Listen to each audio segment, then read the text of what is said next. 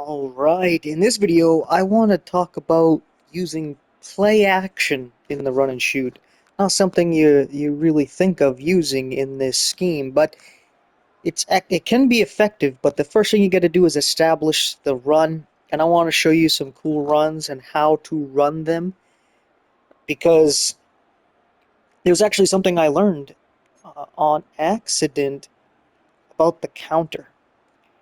Now, I'm in the pistol formation spread, and we're going to go to counter here. Now, counters were generally used against formations like the Cub here or 2-3 will. Since we got full receivers, we'll go to this dime package here. And I would like to use this against, what's a play people like to use? One of those crossfire ones, right? Let's just put a blitzing linebacker in here. See if they got a cover 4 with it. I don't usually use this scheme, so I'm not quite familiar with exactly what play they use. Let's go with the cover 3 seam. Let's do that. So a counter is good against any formation where there's a nose tackle, right? But that their defensive tackle is lined up right on your center. This is a good time to use the counter because that guy on the edge, Brian Burns, the star player on the left, they're going to let him go. They let him go, and then your guard will probably help double team the defensive tackle, and the tackle who is on Brian Burns, he's going to go up to the linebacker, and the pulling guard on the right there, he's going to pick up Brian Burns, and this is an inside run, and rarely you would bounce it outside if that guy, like on this case it's going to be Burns, the pulling guard hits him. If he cuts inside, you got to be, you got to practice it. That's when you bounce it outside, but you generally try to go inside, and this is why this play was drawn up to run the ball still against these kind of formations. You can see, I think I got like 5 yards there, easy, not really even really trying. We'll run it again, and of course, Lawrence, he's good, so he's gonna make some plays. But you can see how easily that can be pretty good run. But there was something I accidentally did, and I started to realize it's actually effective. If we still go to a counter, and they come out with something like, let's go to a nickel formation here. I guess we'll have to use the 2-4. And we'll just do another cover 3 match, doesn't matter. And you see how they're not lined up with the nose tackle. The nose tackle is off to the side. He's in a 1 technique there in the A gap. Well, if you run the counter to that side, it's actually real effective. It's almost as if he is a nose tackle there. So if they come out in this kind of formation, their defensive line is lined up like this, I like to run counters, but I run it to the other side against that defensive tackle in the 3 technique over the pulling guard there. But if you use a counter to the other side, you notice it's just as effective as if you were running it against a nose tackle formation. But again, I would do it when they have, like here they have 6 men in the box, so I normally wouldn't do this. But you saw that it was still effective even though they got 6 men in the box. I would run this if they had 2 high safeties. But even when they don't have 2 high safeties, you can see that it's an effective run. Alright? Just something I wanted to show in there, because I'm pretty sure you understand the other runs. Like a trap, I'll show you, just in case you're not familiar, we'll run a trap play to show you how it's different. So we'll do the 0-1 trap. We'll do the same thing, a cover 3 match, even though I wouldn't run this when they have this kind of, this many people in the box. But we'll flip it because we want to run to that tackle there in the 3 technique over the left guard. Let him go by, and Lawrence, I know he's going to make a play, but you see how this is going to open things up. It's the opposite. So you can run a trap towards that tackle, or you can run a counter to the other tackle, just depending on what formation you're in, right? So just showing you the difference there. And I like using the pulling guards. I like using the counters, in the traps there, because I used to run more of a power run offense, and using the power O, and using like not just the power O, but what's that one there? I can't remember it. But there's all kinds of different ones where you got mainly the pulling guards, sometimes a tackle, and sometimes a center. You can get some nice runs. So I like using these, and I feel comfortable with them in the run and shoot here. And they're very effective when they're playing the pass, right? They don't have a lot of people in the box. So, you use those runs now and then. You just, use something like a dive, or we got some outside runs in some of these plays here, like a wide zone, right? You establish the run, then you can do some play action. And I basically use the play action out of pistol and single back, because there's some decent ones here. Like this one, play action deep in. We're gonna go with, let's go random dime here. And if I see this right here, I would run against it. There's only 5 guys there. They're playing back. But that's another thing. Maybe they're able to stop the run. For some reason, they can stop the run with just 5 guys in the box. Good for them, right? So then you can just use it to help your blocking with a play action here. And I'm going to get killed. But you see the crosser there. Let's look at the replay just to see how the coverage was. So they did looks like a cover 0 blitz. This guy could be open if you can throw it right. This guy on the dig is obviously open, and those are the main looks on this play. Especially with man coverage, you do play action. You're mainly looking over the middle of the field because you get the linebackers to come down, and these were your main 2 reads on the post and the dig here. So this is a good play for play action, because the pistol is a good formation to run in, and I like spread in this formation because you could flip it and they wouldn't know. So let's say they have a coverage setup that stops it pretty well, but it doesn't work if you flip the play. Well, then you can flip it and they don't know. They have to guess, right? That's what's good about this formation, is it looks the same from both sides, and boom. But of course, in practice and all that, they're not going to bite on play action. And another thing I would recommend when you use play action, if you're going to use the run and shoot or not, is to do it on 1st and 10, to do it on either 2nd and 5 or shorter, because that's when the computer will bite. A user you might be able to get to bite if you're running the ball well. You can get them to bite. But the computer generally won't bite on play action unless it's 1st and 10, or it's basically within 3 yards, like 2nd and 3, 3rd and 3, 4th and 3. It might go to 5 yards, 5 yards and less, but to be sure, make sure there's only like 3 yards to go, because the computer will not bite generally unless it's only like 3 yards or so for the first down. So just a tip right there. Another thing is that in a past video I said that when you run the ball, they build pass resistance. And I thought that was true because I remember playing defensive line, beating a lineman on a run play, making the tackle, and then he got resistance. But I guess I was mistaken. So I have to correct that. The offensive line doesn't build up resistance when you run the ball, and they win the rep. That doesn't work.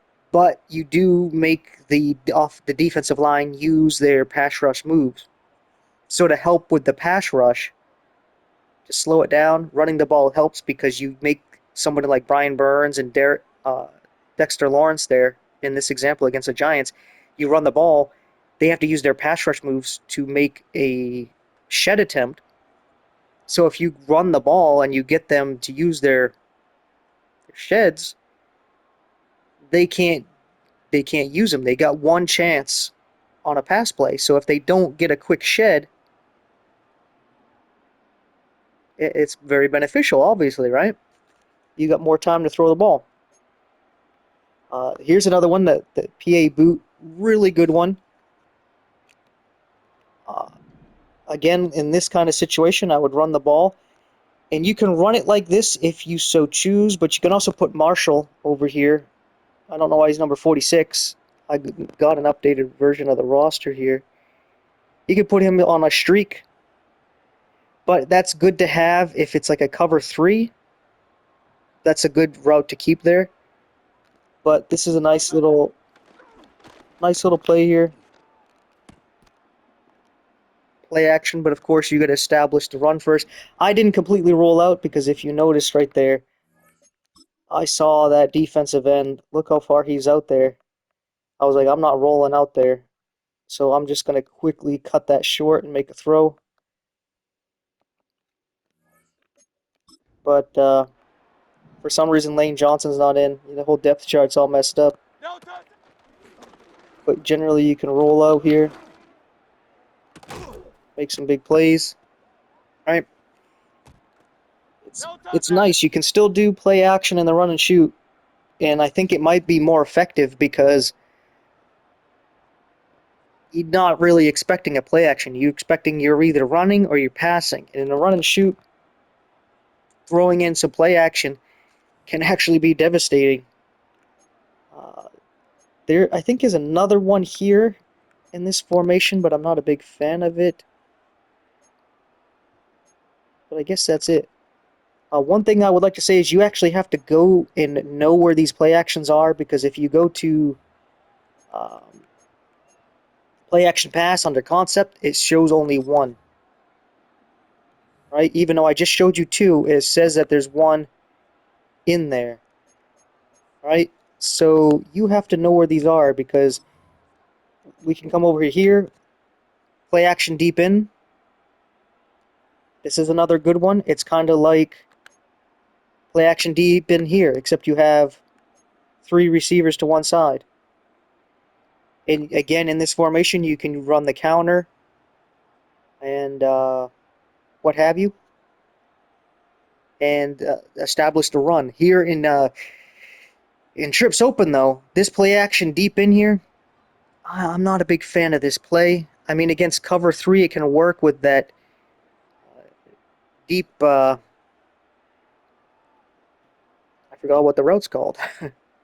that deep comeback route there. That one works well, but um, I haven't found real good consistency with that weird kind of fade post. I don't know what to call it because it like goes out as a fade, but then lately comes in. I'm not sure what to run that against, and if I should motion it or what have you. I gotta mess with it a bit more, but other than that, I basically use the comeback against a cover 3 formation or play, and other than that, I'll use uh, the little in route there, and the running back doing the in route. I'll use that as a high-low, but sometimes on play action, they'll tackle the running back or something, so you can't consistently rely on that. So, it is what it is. You can take that. I'll show you one of the things you can do to counter that. So what we could do is we have Dotson, so now it's like a high-low over the middle. And since it's a cover 3, could be a cover 1. So if it's cover 1, we're definitely looking to one of the quick ins, right? But if this is a zone, we do the button hook over there, and I got hit as soon as I threw it. But yeah, I don't know why I called it a button hook, but anyway, those are some of the cool play actions. You know, not that this playbook has the best play actions, I'm not gonna lie, uh, but there are some that are effective, like the PA flanker, or I don't know why I said flanker, but I'm pretty sure that's what the FL is supposed to mean. Flanker stretch here. But yeah, you got the safeties if they spread out. You got Smith on that post. Since it's bump and run, Marshall, I'm not sure if he's any good to be honest. He should be able to get open there, and if not, you got the two crossers coming across, a high-low against the user. This is just a really good play action. So my first reads, I'm going to look at the safeties and see how they react. If they spread out, I'm thinking it's either a cover 2 man or a cover 2 zone. And if it is, I'm gonna quickly look at Marshall to see if he beat his press coverage. If he has, that's where I'm going. And if he hasn't beat it, I'm gonna go with Smith, who's more of a reliable receiver, and try to hit him over the middle. But if it's a cover 2 and that middle linebacker, he gets deep enough down there where I don't feel comfortable throwing it in the middle, I'll just drop it underneath to Brown or Dotson. So the safety spread out, and I thought he had a step on the guy, but let's look at the replay. I want to see how I got hit so fast. It's probably because I don't have my lineman. Yeah, he just looped right around. But yeah, we can see it's a cover 2 blitz. And right there, I was like, oh, he hasn't beat. I was getting ready to throw it over here, away from the safety. And I got hit as soon as I did that. But we can see here where the safety split, he's open. Because since it was a cover 2, normally there's like a middle linebacker who would be dropping back right here. But they did a blitz. So there isn't. So that left Smith wide open as well. So he probably would have been a safer bet. Uh, and the crossers, if I wanted to throw quick, like if I realized it was a blitz, that was open to Brown. And I could have squeezed it in between here if I wanted to risk it to this guy. I don't even know who this is. Number 2, Dotson. I don't remember him being number 2. But yeah, it is. Somebody updated the rosters. I downloaded it, so it's all jacked up. Uh, but I think I got a couple more play actions that I would like to show you. I'm not sure if there was another one in this formation. No, there wasn't. But there is over here in shotgun trips and trips halfback weak. I think there's a couple of play actions. Like this one I like. I like switch routes. Like this play action wide receiver in. So again, we'll do a random play here. This is good because you got something for almost everything here, right? If they got man coverage or something, Brown on that drag works very well. Man coverage with that wheel route can work very well. Switching up right there. Uh, if they do a cover 3 and you time it right, Marshall can get in the seam route. If they got a cover 4, Smith on that dig can get in a nice little spot right there under the safety. It's a really good play action. And when you play action, sometimes you get a little bit more time to take a look and see what's being done. And boom. I saw a single high safety, so I was like, ooh, cover 3. And I'll show you how I went through this progression here. Alright, I watched the safeties. I should do a video on how to read a defense and how to react. So when you first look at this, you see 2 high safeties and they pressed up. So this kind of looks like cover 2 man, except the lineman of, what is this, a nickelback or safety, he's over here, so it looks like it might be a cover 2 zone. So just looking at it how it is, it looks like it's a cover 2 zone pressed, right? That's my first guess, unless it's a man blitz, and these guys would be blitzing off to the side. That's why they're not lined up. But then when you say hike, everything changes depending on the safeties. The first thing I look at safeties, one of them comes down, one of them goes back. So right there, I'm like, okay, is it a zone? A cover 3 zone?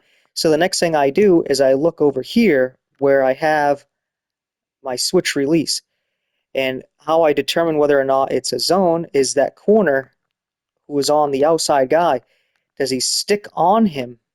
Then we know it's man. If it's man, like he's so tight on him right there, I knew it was man, and I'm like, I'm going to the wheel because on man coverage and a cover 1, this one money. So that's how I went through the progression. I'll do a video talking about how to make a read because you can read the defense here, but as soon as you say hike, it was completely different. Completely different. Right? Because this, like I said, it looks like man. Like the way the cornerbacks are lined up, it looks like cover 2 man. But if it is, then it's some kind of blitz because why is this guy over here? Like, yeah, he is blitzing. So it was like a cover 1 blitz. But since he's over there, it was like maybe it's a cover 2 zone where they're pressing, but we'll have to watch the safety. So when the safeties, they split like that, it's single high, and the way they lined up, I was already thinking man, but I watched this guy to make sure because if it's zone, this corner will play a little bit more out here, which means you can hit this route in between the safety and the corner here. This little zone area, this seam here, you'll be able to hit that in a zone. And this guy, he'll play a little more inside because he'll let this guy take him. So you just have to make a throw inside the triangle because you'll have this guy would be a little bit more over here. This guy would be a little bit more over here. He would basically be in the same kind of area. So you would have this little hole here in the middle of a triangle. You could throw it in there and get a pretty good game. But since I saw the corner so tight and there was no DB here, I knew he was on him. And that's how I made that play. Made that read like that. All right. And this is one of my favorite play actions because I love switch releases. It helps out determining the zone and man coverage. And like I said, this one, you got something to beat everything. And if you wanted to, you can change some things up. Like I can put the drag route on a hitch. So I got something right there if I needed it. Watching the safeties again. I didn't lead them enough there. But I saw the safeties, how they spread out. I knew it was like a cover 2.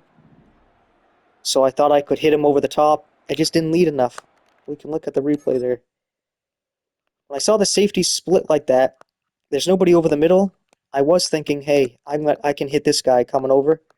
And look at that. He is wide open. But I wanted a big play. And I was like, I think this is open. But you can see he slows down because I didn't lead him enough. Right? I should practice, right? That's why you got to practice to play right plays here. Oh, and also when the safety split like that, this route right here can get open too. See, you split the safeties. Like right about here, if you throw it, and you got a better receiver. Marshall, I don't know why he's in here. The depth chart's all messed up. But you pass lead it in here and up, between the safeties. You don't pass lead him continuing to slant towards this safety. You pass lead him up here. And if he beats his guy, which he kind of got some beat, but not really. I don't really trust him. But you could get him right up here. But of course, the one that was obviously wide open, easy, was this right here. But I got greedy. Oh, but let's look at that button hook. I forgot to look at that. Against man, you got to throw it quick. like as soon as he does it, because you saw how he jumps in front of him. But if in a zone, he might sit there and they might not even pay attention to him. If not, he might draw the attention of the user, which again keeps this guy free. If it was zone.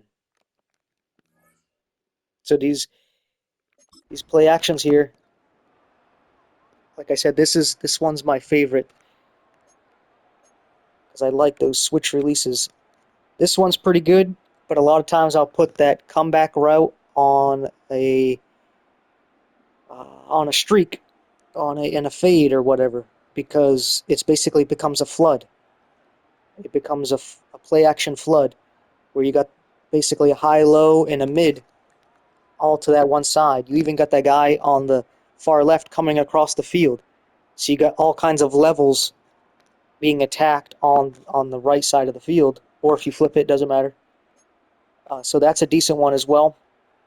If you probably run some floods, so you know how that works. Hopefully I don't have to explain that. And which one was I just in? Oh, I didn't know that they had the same play in here. Or was I just, yeah, oh wow. I guess it doesn't matter. That's why I'm confused. I don't remember which play I was just in. This one is a decent play action because what I like about this play action, let's random play here, is that a lot of times when you do a play action, if they don't get the running back, they leave him alone. And since everything on the right side of the field is going to the left, let's see if we can get it to happen. Sometimes the running back can be left alone. So sometimes you go like this, and there's nobody over there. The guy was there, but I got hit. Let's try to run it a couple times, like especially against a zone. It looks like they're manning, but I'm going to focus on him. Even if other people are open, I want to see if we can get a play here where sometimes they just leave him. And I was just trying to throw it because I was going to get hit. But sometimes everybody will just go to the other side and leave him just wide open. But of course, every play I'm picking is like either a man match or it's a man coverage, so you don't get to see it. This was closest one to it. But there's times where you can get everybody flooding to the other side. Because sometimes what a lot of like users, what they like to do is a cover 4, and they will use the linebacker who is in the 3 receiver hook, and his job is to follow the running back, right? So when you do a play action, a lot of times what happens on the play action, the guy might not do a route. Sometimes he'll go into block or something along those lines, right? So when you do this, the user gets all jacked up, and you just get wide open field here. Get good yards, right? So this is one of the play actions I like because of that right there. I'm not really sure if there's really any others here. I don't know if you consider RPOs play actions, but I'll show you a couple of those. I guess that will tie into this same thing here. It is, I guess, technically a play action. This is one of the better ones because it's just so simple. Let's random play here. Since this is cover 3, I'm definitely want to pass the ball. So here I might just audible to something I think would kill a cover 3, which go could work. All go can work because that safety can be in conflict because R1 there, when he comes across the field, he's going to be open in the seam if that safety doesn't go over there. But then at the same time, triangle, he's going to attack the seam on the other side, which puts that middle safety in a conflict. But since I think it's a blitz, Brown might be open. I think the guy on him might be blitzing. So all we got to do is watch that guy on Brown. If he follows Brown, we leave it alone and let the handoff happen. If he comes in, we'll throw it. He comes in, we throw it. Easy first down, right? We got a couple other ones I think that are pretty much like that. I'm not sure if there's one in here. The bubble screen is not a play action. Not a play I really like to use. It's very limited. But I think we got some over here in pistol and singleback that are nice. Okay, it's definitely over in spread here. Yeah, see another one. The same thing. A zone alert bubble. They're doing a blitz. I might audible and take a shot because it's a cover one blitz. This is not a good play to use against that. So why not see if we can just take them on? Let's highball it up to Brown. But it's just the same thing. The guy on Brown, watch him. He comes in, we throw it. It's basically like a play action because you got the guy to bite on the run, you throw it, right? Let's try to run it again. I wanted him to stay on him just to show you not to throw it. And this is another thing. You can flip it. And look, no one knows the difference. So he stayed on him. We just handed off. Right? Simple, easy. And I think there's one or two more like that. I'm not sure if it's... I guess it's not in this formation. It's probably in the pistol one. The reason why sometimes I get a little confused, even though I go through this playbook so much, is that I have my custom version of this where I've added some plays to these formations and changed things up a little bit. But I guess that's it for those RPOs. I think there's a, maybe...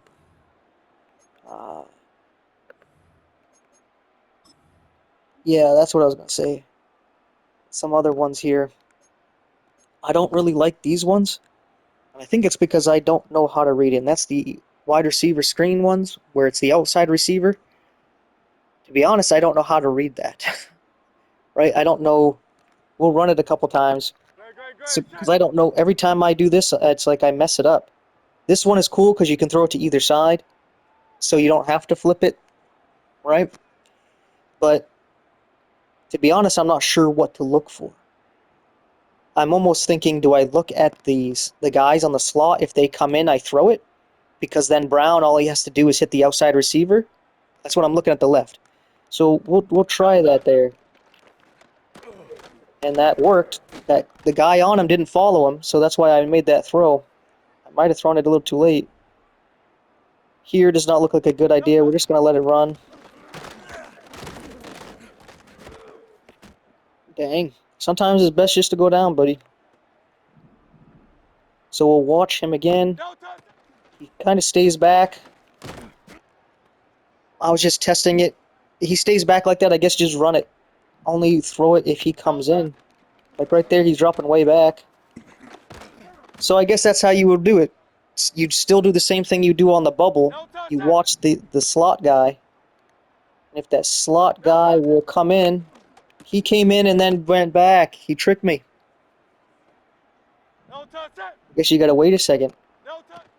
Oh, he stays back. That's why you practice. You learn against the different coverages. Oh, I saw him do that little stutter thing again. He fooled me once. Shame on me, right? But fool me... No. Shame on you. Fool me twice, shame on me. I almost got it backwards there. But I don't usually run that. I would have to practice that one a lot more. And this one, I guess it's part of play action, so we'll get into it. I don't usually run this, because I don't feel too comfortable with it. There is a blitz right there, so potentially we could squeeze it in. We'll try it. We did, but he didn't make the catch. But like here, sometimes I don't know what to do because there's nobody to read. You're like, okay, since there's only 5 guys in the box, should I just run it? Then it's like, but I could get a big run, so let's try it. Again, he just had to make the catch, and he failed to do so, but... So there we got the pass guy. The guy with the P, that's the guy you watch. If he comes down at the running back, that's when you throw. If he doesn't, just let it run. He stays back, we run. That's how you run that if you weren't familiar. But I don't really feel comfortable with this, to be honest. I don't run it too much. But if he just kind of stands there or backs up, I'm just going to let it run. Here is when I throw it. The press coverage did well enough. So again, if you have a different receiver, like if, let's flip it. So we have A.J. Brown there. He stays back. Run the ball.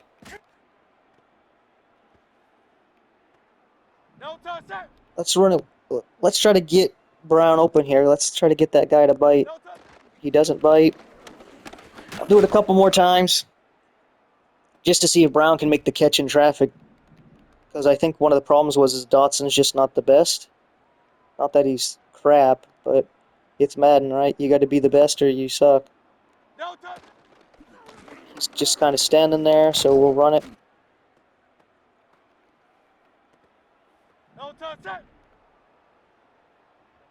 If it doesn't work this time, whatever.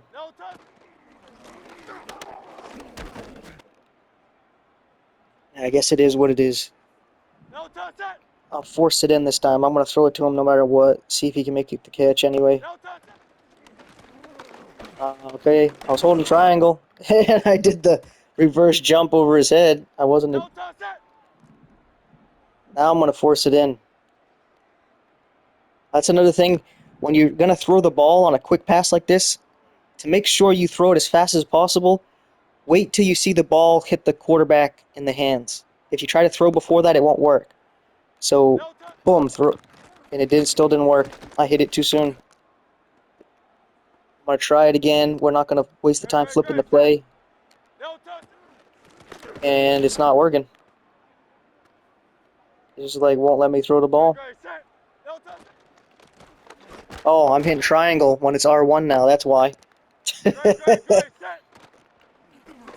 Yeah, see? As soon as it touches hands, you're holding the button. So that's how you get it out fast as possible, as soon as it touches hands. Because I'll show you, I'm going to hit the button now. You see, he won't throw the ball because I hit it before it even touched his hands. Just a heads up in case you weren't aware of that. I'm trying to reach people at all levels, skill levels here. But that's basically my play action game there. Not a whole lot. I mean, it's the run and shoot. You're not relying on play action. You're gonna throw the ball, even if they know you're gonna throw the ball. That's the run and shoot, right? You use the pass to open up the run. You don't use the run to open up the pass. But you can still do some play action and get some good stuff out of it.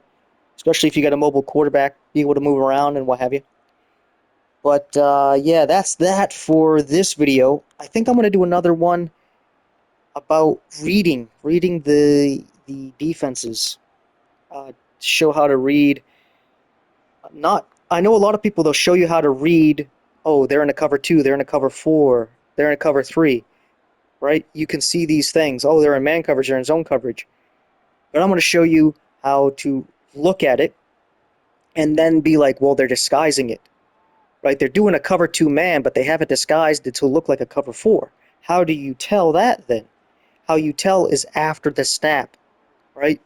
So I think I'm going to do a video getting the detail of reading a defense.